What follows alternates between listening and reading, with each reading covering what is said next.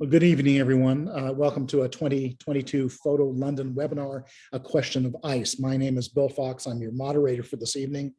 I'm the director of the Center for Art and Environment at the Nevada Museum of Art in Reno, Nevada, which has a huge archive of, among other things, contemporary Antarctic art projects. And we specialize in art of remote environments, among other things. So that's where we can see that interface most clearly between art and environmental concerns. I've published 15 books on cognition, art, and landscape. They're set variously in the Antarctic, the Arctic, the Himalaya, and the deserts of Chile, Australia, and the United States. And much of that work has involved writing about photography in remote environments. I'm usually described as an art critic, but sometimes as a science writer or cultural geographer as well. I'm joined today by the artists Jean de Pomereu and Daniel Schwartz, whom I'll introduce shortly. They will each make a presentation of about 10 or 15 minutes, and then we'll have a bit of time for conversation and questions. Please use your question and answer, your Q&A button on the bottom of your screen, wherever it appeals, to submit questions in writing. You won't have any interaction with us except through that. You as audience won't be heard on the webinar as usual. Jean de Pomereu specializes in the visual culture of Antarctica. He photographs, he edits, he curates, and he does historical research as well. He originally focused first on Antarctica's topographical abstraction, if you will, and its minerality, its mineral nature. And his photographic work has more recently concentrated on the interaction of what Alfred Stieglitz called the human hand, or the hand of man, and ice. In 2006, Jean was the official photographer for Alida Albuquerque's Stellar Axis Antarctica project that was funded by the National Science Foundation, and it was the first and largest land art installation ever taken on that continent still today. He's also worked with the Salto Ulbeck publishers to co-edit the first platinum palladium prints and portfolios made from the original negatives of some of the earliest Antarctic photographers, including Frank Hurley and Herbert Ponting. He's currently a Marie Curie Research Fellow at the Scott Polar Research Institute at Cambridge, University of Cambridge. Daniel Schwartz studied photography at the Zurich School of Art and Design. He's a member of the Seven Photo Agency and has had numerous solo exhibitions, most recently at the Grisson Museum of Fine Arts in Switzerland. His work has also been featured in many group shows, including the Venice Art and Architecture Biennales in 1993 and 2004. In 1987, 1988, Daniel became the first foreigner and photographer to travel along the Great Wall of China. His reportage in South and Southeast Asia's deltas between 1991 and 1995 were early photojournalistic investigations into habitats endangered by consequences of climate crisis, and that's part of his talk today, actually. His project on collapsing glaciers on 3 continents culminated in a marvelous book so far, While the Fires Burn, a Glacier Odyssey, which was published in 2017 by Thames and Hudson. It was also featured in Photo London magazine number 10. As you might surmise from these descriptions, the two artists have very different practices. Jean is dealing with what he calls the typology of absence on a continent, which has been far more photographed than walked over. Daniel is documenting glaciers disappearing in the deeply storied mountain ranges of the world, and he's perhaps photographing memories as much as the physical world. But both men are bound together because they're photographing ice, one of the most common minerals in our universe, where water is rare and ice is common. Our planet is relatively unique in that it is 2/3 covered by water, but also that H2O here exists at a very rare triple point when it's hovering around the temperature of freezing. It can exist as a solid, as a liquid, and as a vapor. It can transition from solid to vapor without even being a liquid. It can do this all at the same temperature in the same place at the same time. It's amazing. And then we see that process of sublimation occurring most often when we're actually standing on ice, on a glacier often, for example, which is one of the reasons it fascinates us so. Ice is solid, yet it flows, disappears into thin air only to fall out of the sky as snow, which can then turn into solid sheets of ice 10,000 feet thick. So it's a remarkable element. And it's, of course, now implicated with the survival of our species. I'm going to ask Gene to lead off by talking about his work in the Antarctic. And then once he's done, Daniel will take over. I will be absent during all of this. You won't see me or hear me. Daniel will take over to describe his journey that took him from the river deltas of Asia into the Swiss Alps and mountains elsewhere around the world. That's vastly oversimplifying his story, but It's a one thread, one narrative thread. And you'll hear from me again once Daniel is finished and we're all three ready for conversation and questions. And I will try to capture your questions from the Q&A. So with that, Jean de Pomereu.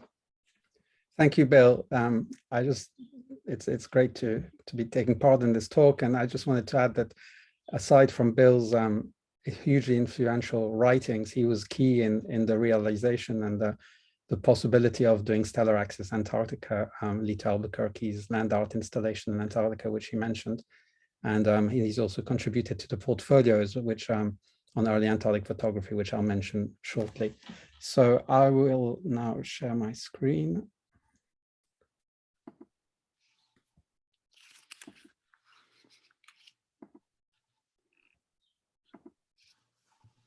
So I hope I'm full screen for everyone. To begin this talk, I'm going to take you down to Antarctica, of course, and just to give you a little bit of background and a reminder that Antarctica is positioned around the South Pole and is approximately twice the size of the United States. But, and this is important in terms of the images that I'm about to show you, it is a continent without any native populations, no vegetation higher than a few centimeters, and it is covered by ice, 97% covered by ice. My own fascination with Antarctica and its visual representation is not that original, in that it began with the iconic photographs of Herbert Ponting, taken during Captain Scott's fateful Terra Nova expedition in 1910 to 1913. Ponting referred to himself as a camera artist and was the first professional photographer to visit the continent. His compositions were imbued with the aesthetics of romanticism and the sublime, as you can see in this image. This was an aesthetics in which the subject, and in this case, ships and men, are choreographed to provide notions of depth, perspective, and scale to icescapes that offer none. That is to say, icescapes that characterize Antarctica with their absence of vegetation and until just a century ago, the absence of human habitations. Not only was I captivated by Ponting's mastery of composition, where man is made to look tiny, almost insignificant, amid the forces of nature and grandeur of Antarctic landscapes, but this fascination indirectly led to my working on Antarctic photographic archives with my colleagues at the Salto Ulbeek Publishing, which is based in Belgium. And eventually we published together the first portfolio of Ponting's Antarctic photographs, printed in platinum palladium from the original negatives of which are kept at the Scott Polar Research Institute here in Cambridge.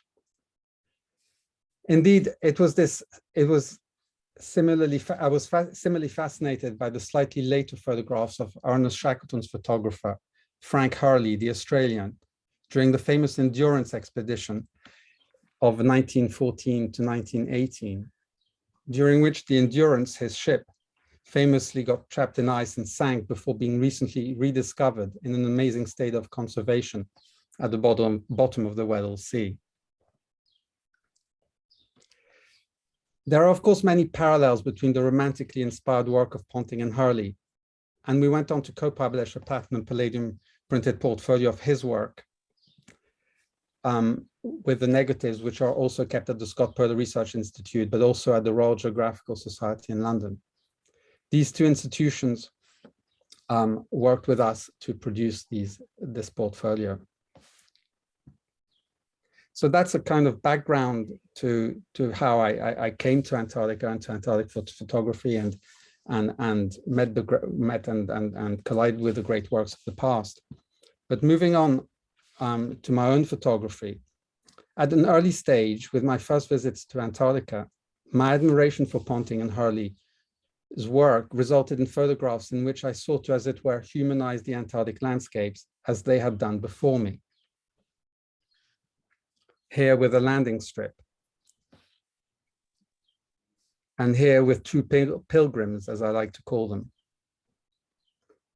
But then, as I developed my topography of absent series between 2002 and 2008 over several trips to Antarctica, I was increasingly attracted and interested in the topographic abstraction that characterizes much of Antarctica's icescapes.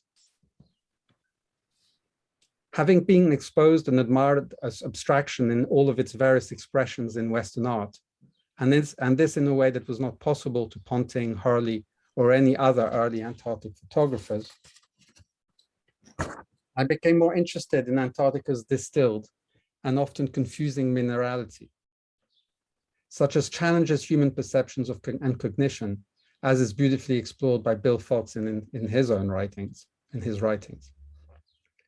For me, the subject became the absence of scale and perspective, ultimately resulting in this image, where ice and sky morph as one into whiteness.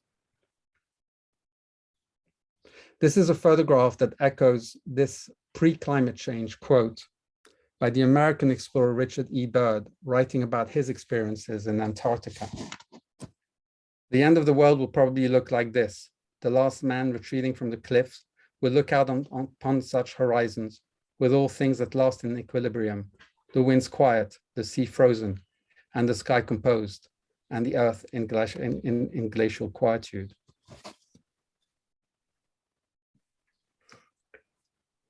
And so I continued to seek this abstract and reductive minerality offered by the Antarctic landscape, sometimes at sea, such as in these images and in this one, and sometimes on land, as in the next series, Contours of Silence, taken in 2008.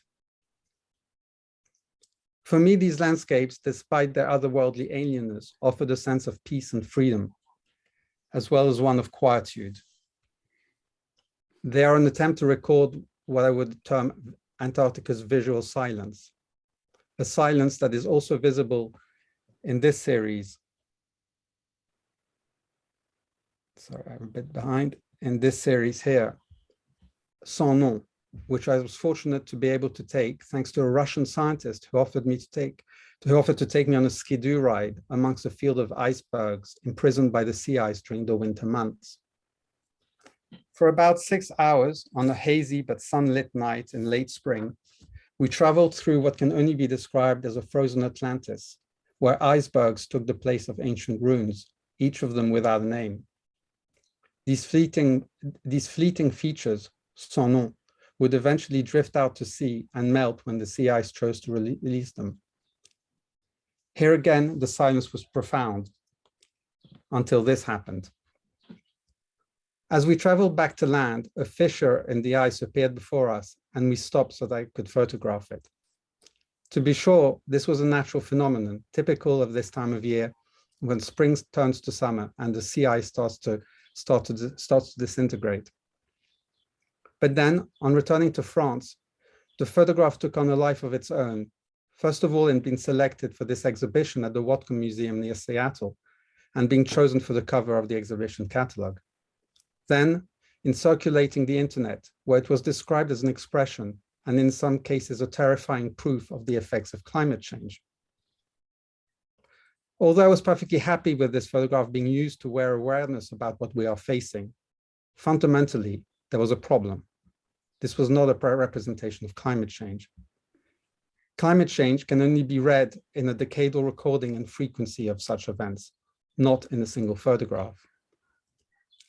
And so the question was thrust upon me, how might it be possible to overcome this untruth and represent the effects of climate change on Antarctic ice? As you will see later in Daniel's presentation, this is also a question that lies at the core of his work. And if photographing an iceberg just wouldn't cut it, what would?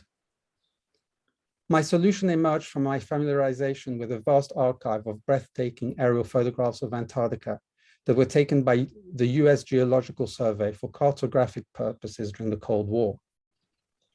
These were authorless photographs taken by automatic 3-lens cameras pointing through the undercarriage of aircraft flying in straight lines.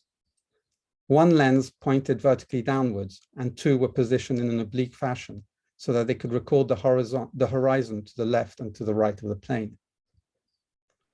Borrowing these photographs as a basis for my new project, I decided to draw on Alfred Stieglitz's phrase, "the hand of man," when alluding to our human transformation of natural environments.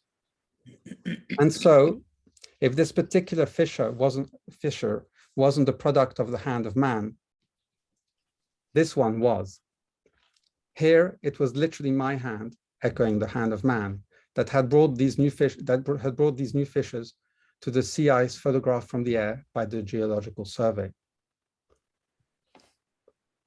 I went on to devise a simple geometrical grammar of incisions, tears, and laying of photographic material to express the hand of man in echoes to the natural ice features photographed from the sky.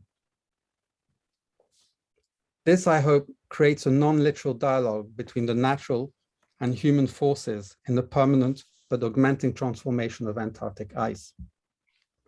Here, contrasting natural ice boundaries with straight lines, such as only humans can produce and are impossible to find in nature.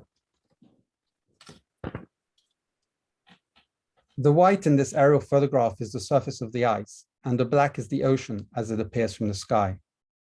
Even where I'm incorporating black areas, these are photographic images of the ocean.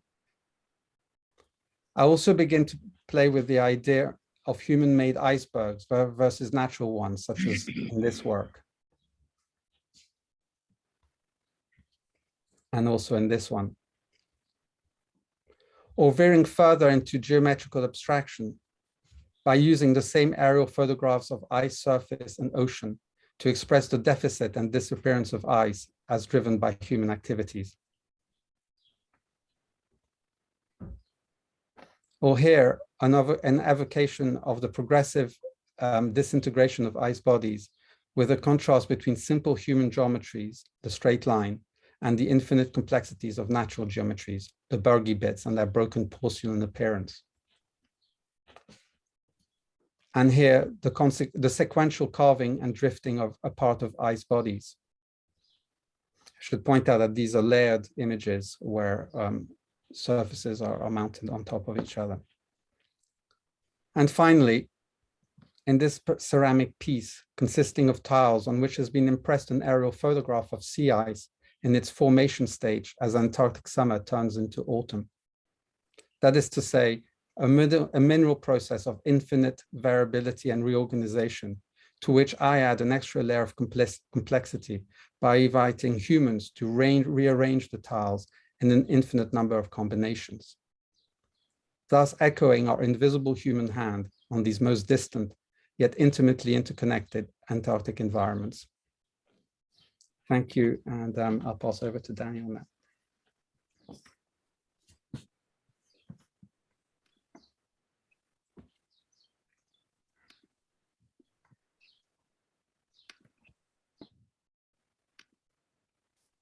Thank you, Sean, for preparing the landing zone. I hope my landing will not crash the ice, so I try to walk gently. Yeah, as I don't need to say a lot about myself, as the most important things have been said. I'm a Swiss photographer or artist if we decide to distinguish the two of them, or if we allow to settle the former in the realm of the latter.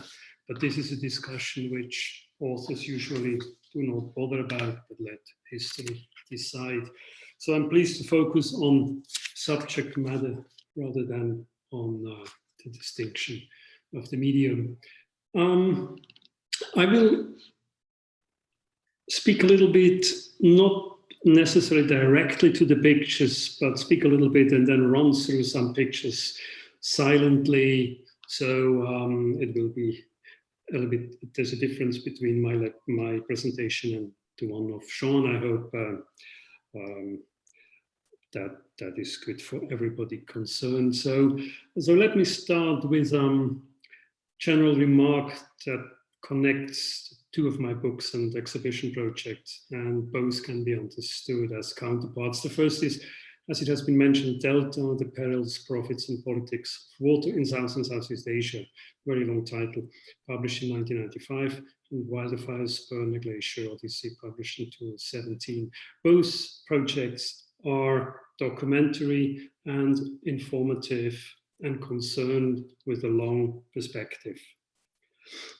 Far from being a reaction to events, my work as a photojournalist is a commitment defined by observation that seeks to localize and follow ecological and political developments and their social and cultural consequences over many years and over large geographical expanses. So I let this picture now here stand a little bit alone because it's sort of a trompe-l'oeil thing, and if you look at it carefully long enough, you will discover things happening on that glacier table.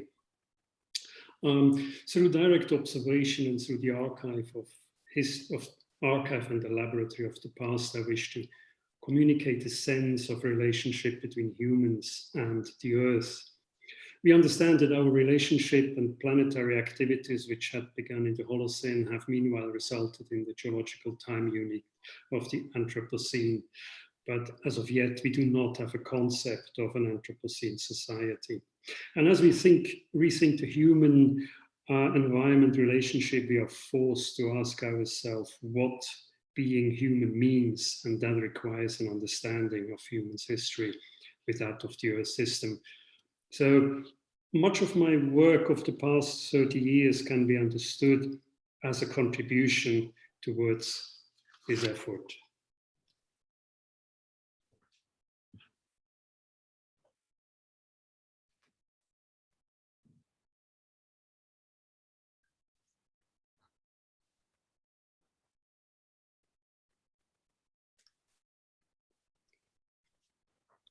I let this stand from the Delta and referred to the picture of the glacier table in Afghanistan, which I've seen before with the armed men sitting on it. Glaciers, as you will remember, did not figure at all during the past 20 years of failed peace enforcing and nation building attempts by the International Alliance and Committee, despite the fact that the state has major implications on any peace agreement, post-war reconstruction efforts, and so forth, and most notably on food security. In Afghanistan, where glaciers are a source of water needed for critical late-season crop irrigation and fighting, increasingly takes place outside the traditional season. Glaciers thus have indirectly become a variable of the current course of war. And as we know, and as we also are reminded now what happens in Ukraine, war is never kind, not only to humans, but also never kind to the environment. So Delta, the Perils, Delta was a photojournalistic investigation into the consequences of the climate crisis, and emphasis was, as you have seen in the preceding images, the condition humaine in the deltaic regions. Back then, 30 years ago, in the densely populated estuaries and deltas of the Ganges, Brahmaputra and Mekong, as well as the Irrawaddy, the loss of land due to overuse, erosion and sinking could already be observed. Documented in the book Delta were people's attitudes towards the natural world, especially to the rivers. And the overriding theme was human resilience.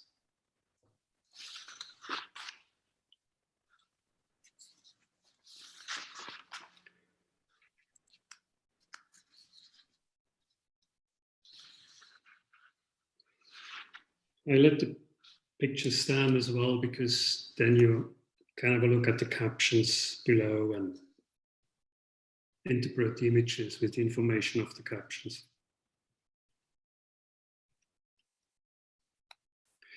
In Switzerland, terrain does not disappear, but is emerging at the price of retreating and vanishing glaciers.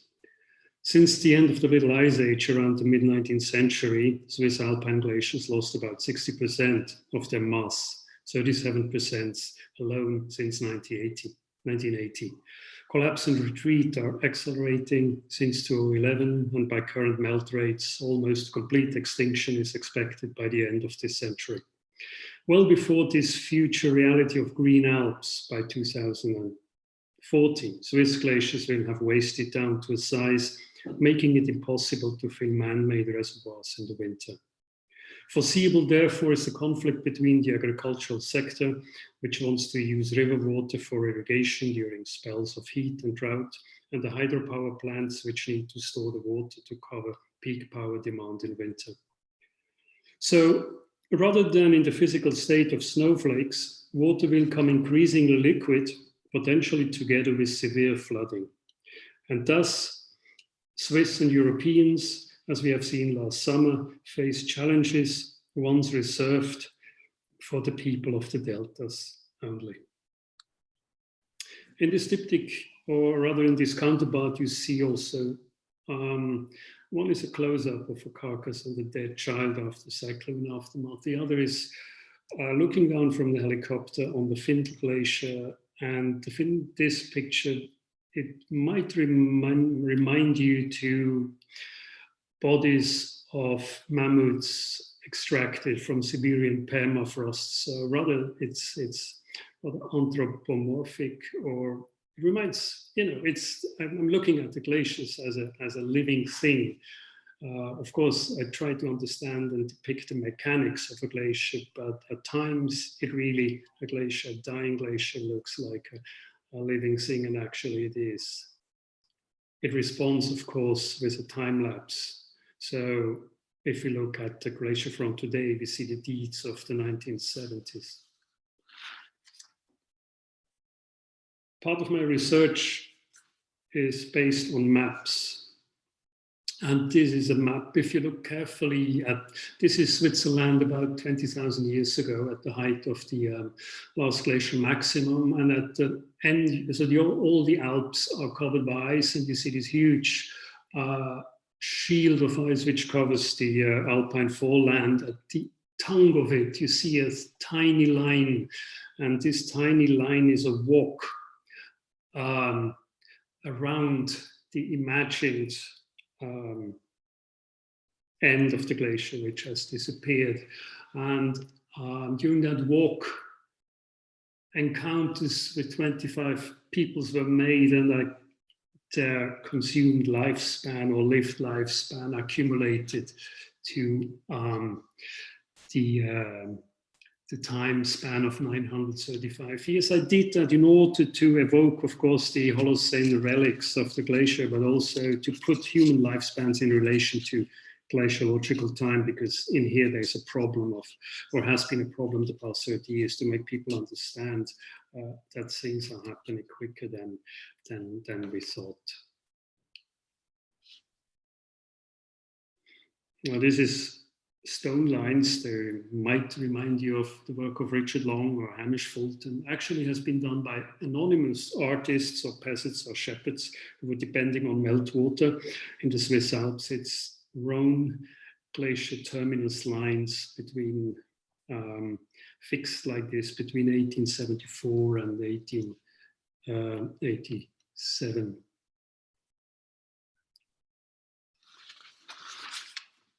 Another way of resources, it's weather observations by a Lucerne historian, the town scribe of Lucerne in the 16th, beginning 17th century. He's recording the weather signals, and that was the peak of really when harvests didn't work, people were hungry, there were riots, things we know these days now from Haiti or other places which we call failed states. So there were food riots in Switzerland, and children were seen eating grass and all that.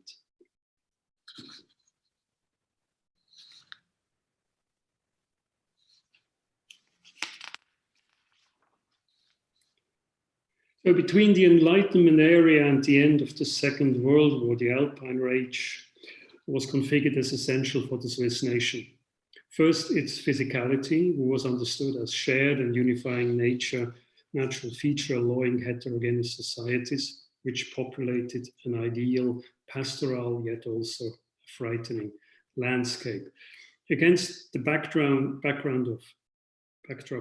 of nationalism that arose beyond the borders, the mountains were fortified as impregnable redoubt. The Reduit aimed to deter potential German invasion and deny access and used the passes and tunnels as transportation infrastructure and were portrayed as a manifestation of Swiss national character. But will Green Alps, I wonder, and dark peaks still qualify as a national symbol?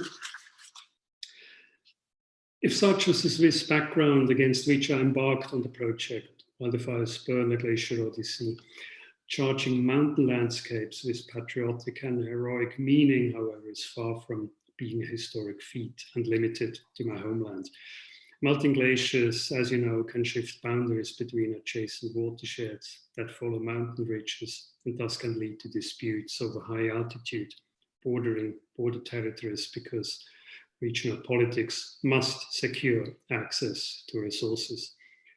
For instance, since 1984, in the Himalayan environment, India, Pakistani and Chinese troops are locked in a costly, silent and deadly standoff in sub-zero temperatures at the Siachen Glacier, where disputed territories meet a line of control, itself a legacy of an earlier border war.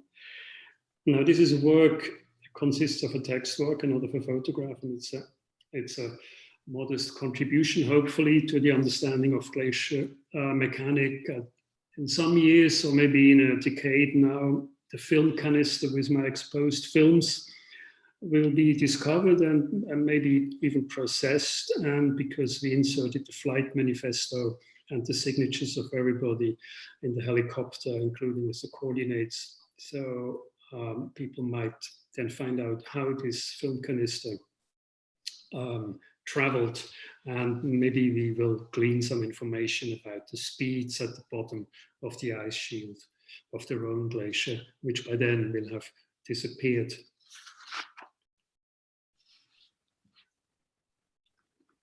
So Wildfire Spurn, that project traces my journey along humanity's troubled or perhaps suicidal path of progress. From the relics of the Holocene glaciation, as you have seen, it leads into the milieu of the Anthropocene to collapsing glaciers on 3 continents.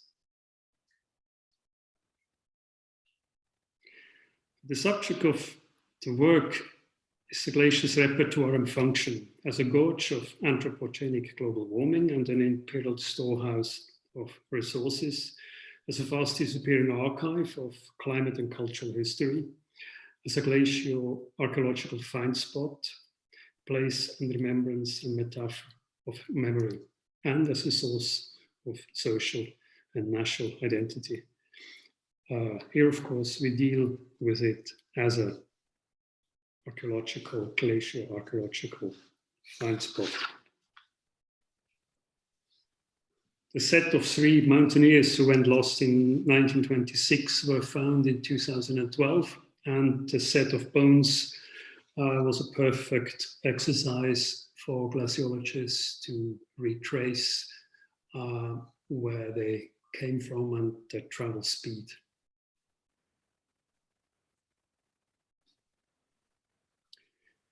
Indeed, was my glacier project the first one with the active participation of academics from the field of glaciology, climate science and cartography.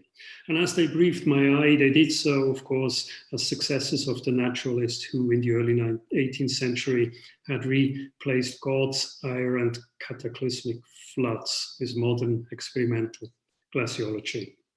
My project outcome, therefore, is the result of a synthesis of scientific observation and artistic action, which helps to understand environmental processes. It is a glaciology in pictures.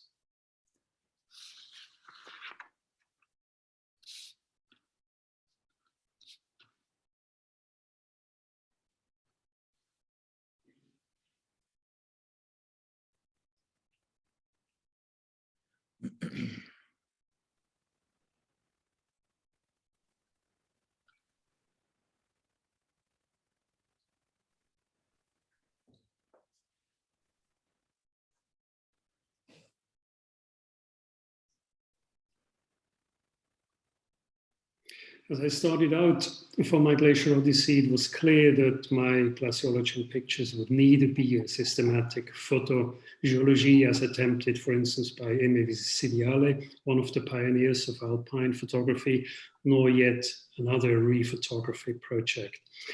I aimed at a visual interpretation of the agony of the cryosphere that combined the thoroughgoingness of a political statement with the zest to produce a document that will be relevant for future scientific research. Decisive, therefore, was the understanding of the processes of a dramatically changing cryosphere.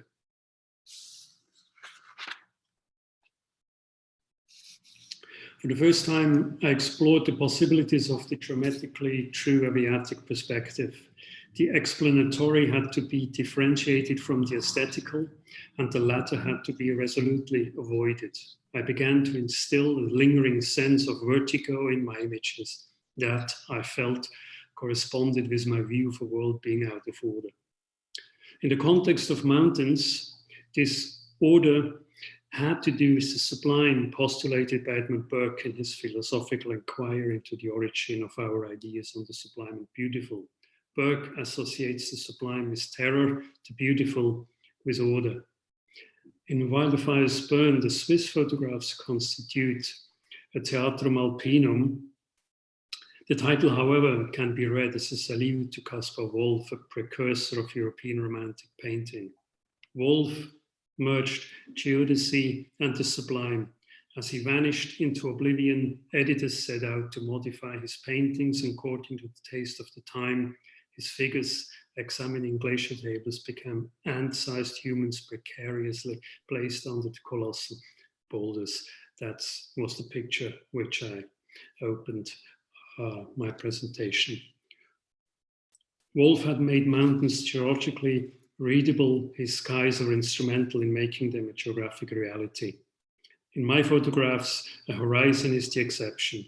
Even when I'm looking at it, it is looking down on erosion, collapse, and vanishing. Sceneries are dissected just as glaciers are.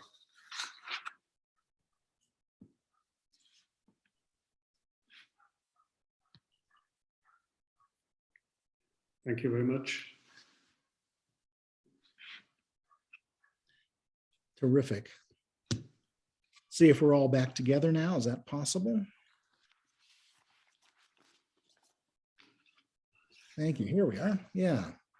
So we don't have any questions yet. We just have one comment that how incredible the presentations are.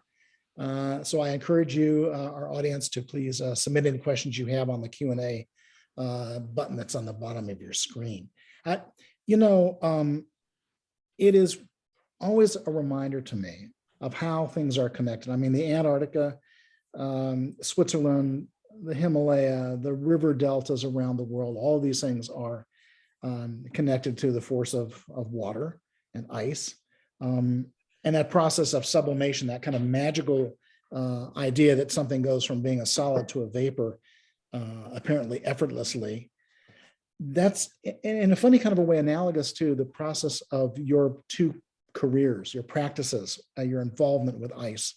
In that, you become increasingly abstract in the presentation of physical reality. So I love your word, Daniel. It becomes vertiginous. You're looking at these land and ice forms juxtaposed, and you're in the air, and the positive and negative kind of flip back and forth for the viewer. Am I looking at the glacier? Am I looking at the mountain? What am I doing? Especially, I really appreciate the fact that you actually have been able to photograph the Ruwenzori, which is such a magical place on the planet because it's so difficult to get an unclouded view of those mountains. And a source, of course, of one of the great rivers of the world in Africa. So that idea that you transform from a kind of a literal representation of a place and its history, and then something becomes more metaphorical as you go on in your practice. That to me is a kind of sublimation. That's a transformation of a state of aesthetics. It's not just a fancy, it's an actual change in the presentation of your work. So I guess, Jean, could you describe just a little bit more your research practice? How did you find those USGS images from the trimetrograph cameras carried in the bellies of airplanes. As I said, Antarctica has been more photographed than it's been, walked over. How did you find those photographs?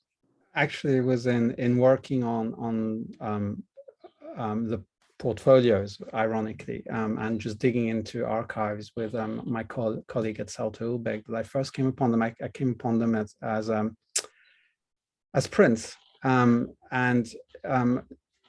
which are scattered around various institutions.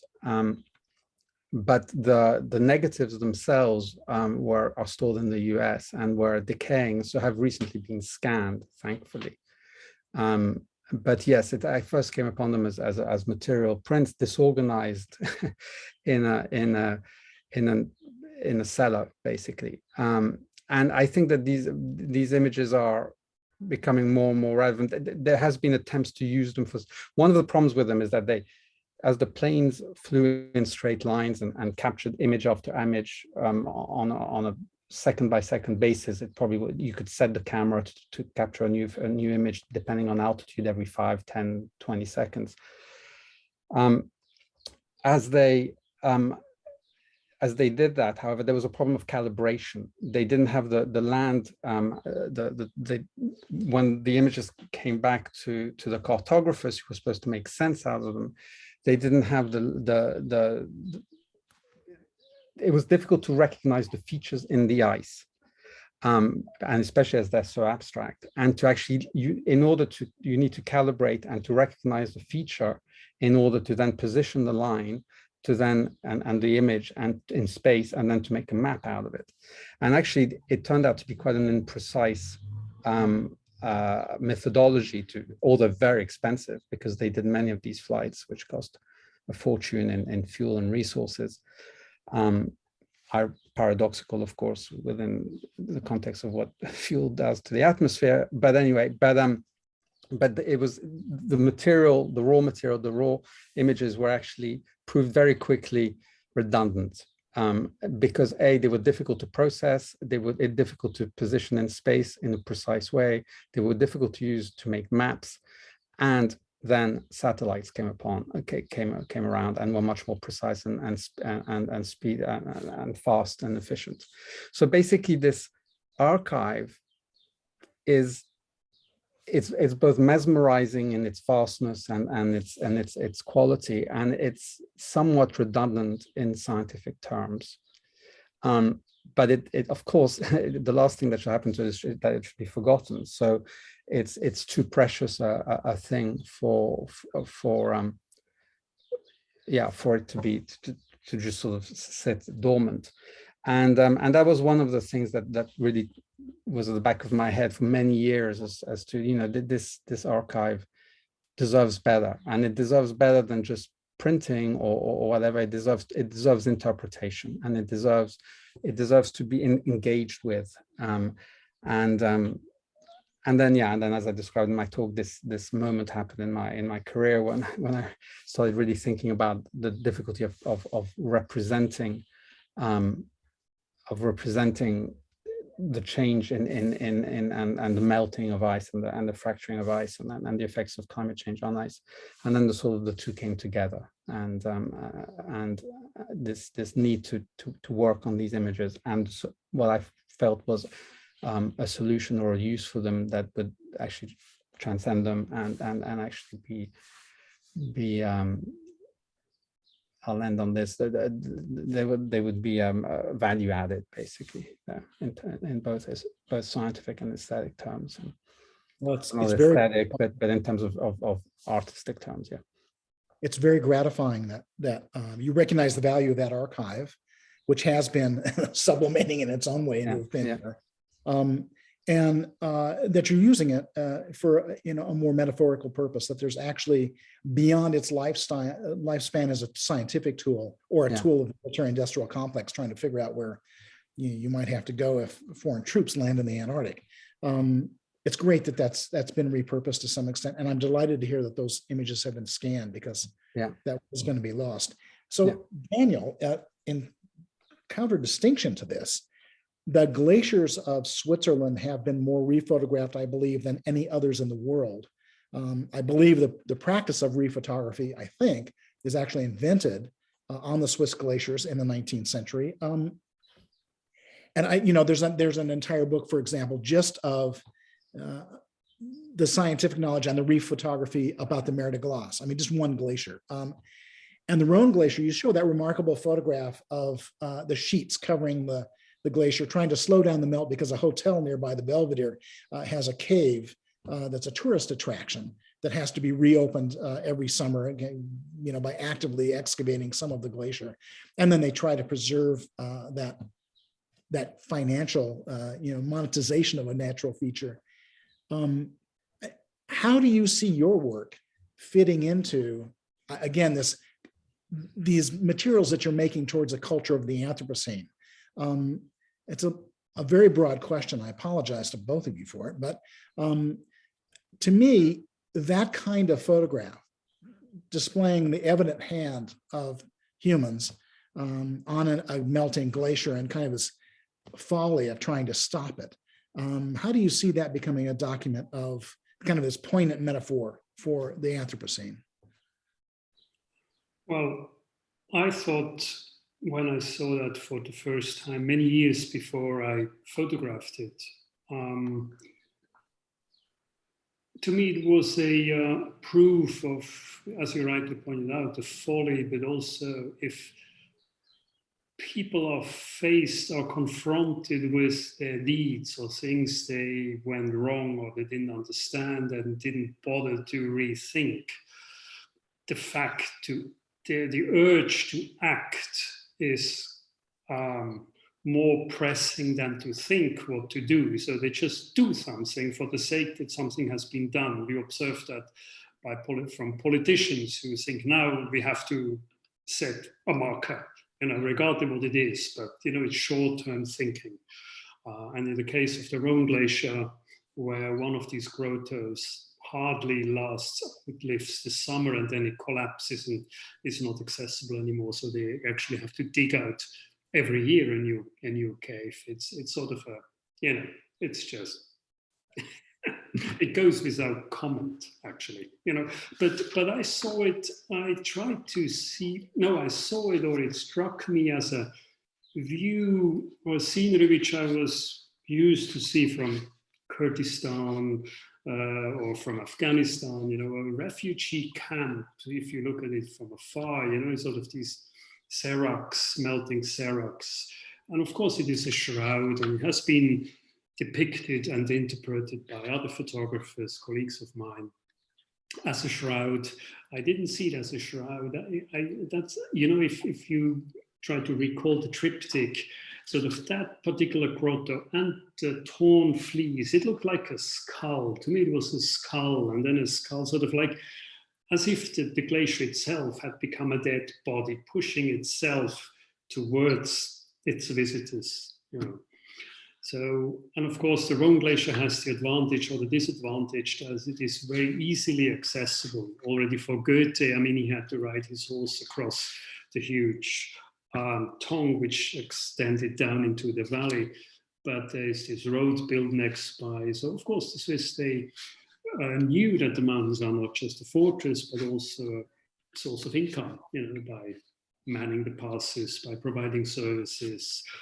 John Muir, your American compatriot, was fascinating by the Rigi, by the little railroad that went up to the Rigi, by the accessibility of mountain sceneries. And of course, that's where things started to become where we are now, when nature has become a playground for all sorts of sports. Once we can't can't ski anymore, we do other things in the Alps. And you see these activities already now, and I think that's completely the wrong approach. We really, as I said, we really need to think differently. What are we doing to ourselves by screwing up Mother Nature, if you allow me this phrase here in that forum?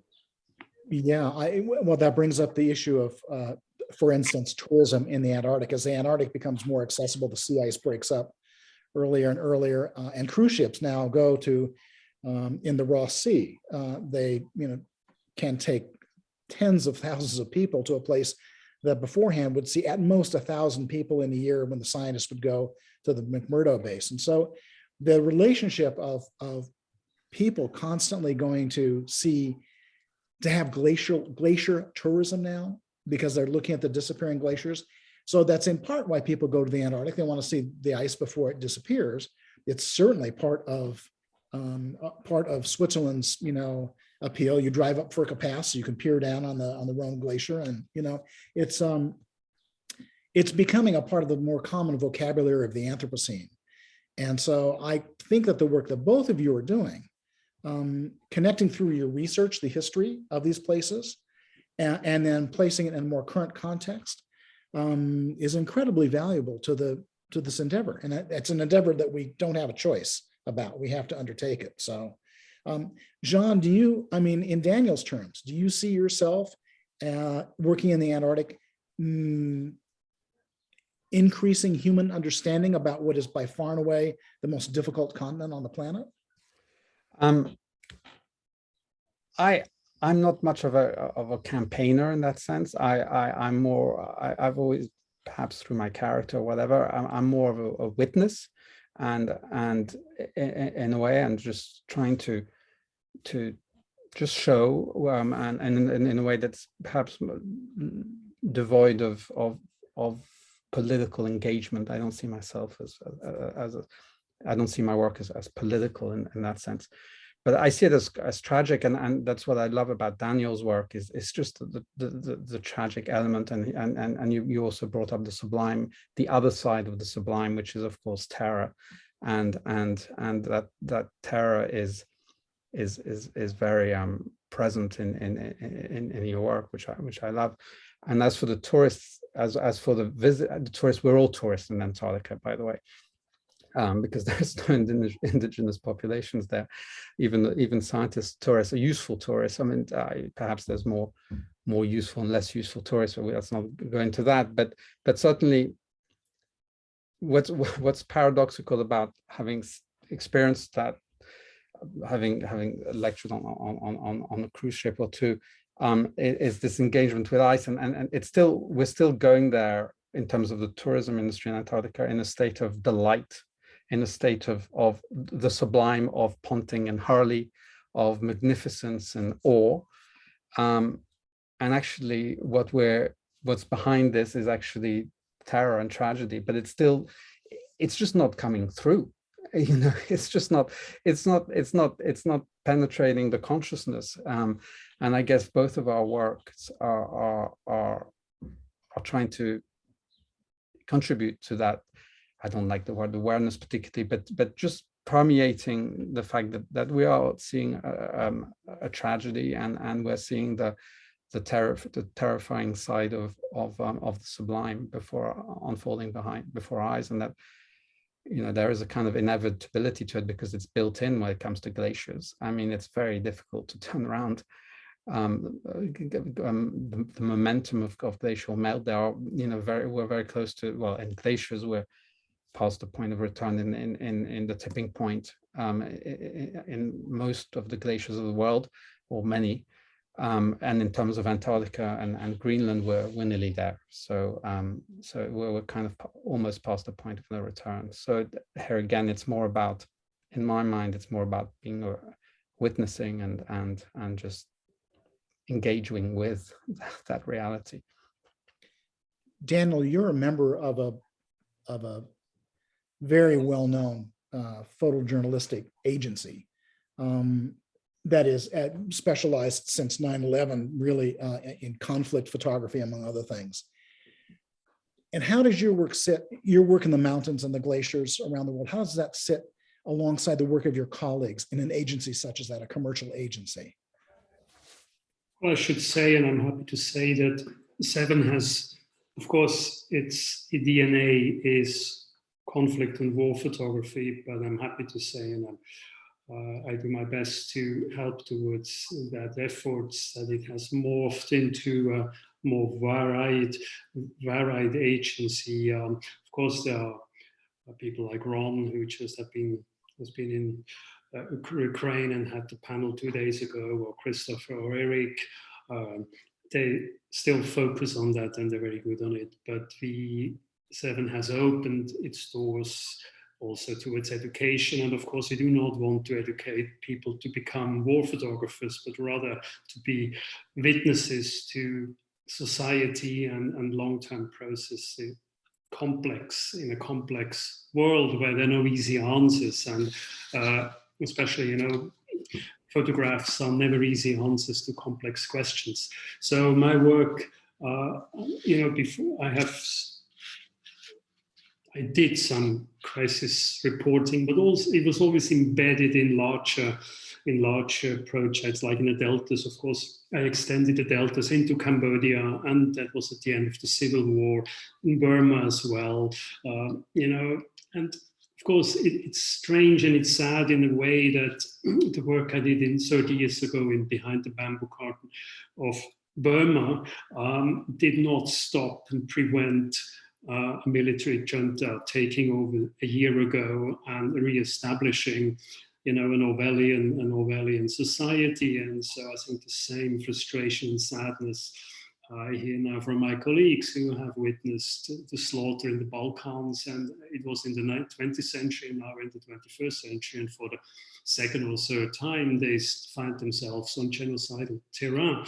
So I think what we share, and what I also share with my glacier work, I don't think I can stop climate change and global warming, which what sort of sometimes many campaigners, I think, wish to do as war photographers. Yes, in Vietnam, it was an exception under specific circumstances that the war somehow, photography contributed to stopping the war. But it's frustrating to see that our images, the more and more we look at them as producing the evidence so that people cannot say afterwards, we didn't know it. It has happened, it's evidence, it's on record. And now, of course, our work is being supplemented by citizen journalists' work and all that together. So we are in a completely different environment, and there's no distinction between somebody who does work on a marginalized community, marginalized by race, gender, or other preferences, or religion, or conflict, or the degradation of environment by men. Yeah, good. Well, Daniel and Jean, I want to congratulate you both for having lived, in my mind, as a curator and a keeper of archives, these exemplary careers that do things that are so different from what other artists and photographers have done, that they really expand our vocabulary of the natural world. Jean, you work, on, as I said, the most difficult continent on the planet, a place where, in fact, Stephen Pine, the historian, writing in his magisterial tome, The Ice, about Antarctica, basically proposed that it was impossible to produce modernist art in the environment because the Antarctic was already a modernist place. I think you've thumped that idea on its head pretty soundly. And I look forward to seeing what you do next. And, we carry many of your materials in the archives at the museum. And I look forward to updating those with these new works from you, because I think you're going somewhere remarkable. And Daniel, I am so thrilled to become acquainted with your work in the books and now in this conversation. I look forward to seeing you in Switzerland this fall when I'm there, and to kind of understand more how you've knit together a remarkable journey that is so heartfelt. At the same time, it's extremely formal and rigorous. It is just deeply implicated in the dynamics of contemporary society as well as history. And so I think the Alps is actually a very unique and valuable place to do that because of Switzerland's own history. So I look forward to knowing your work better over time. And so with that, I think I'm going to bring us to a conclusion. It's now just at the hour. And gentlemen, thank you very much for the conversation today. And thank you, Photo London. Thank you. Thank you, Bill. Thank you, Daniel. Thank you. Thanks all. Thank you.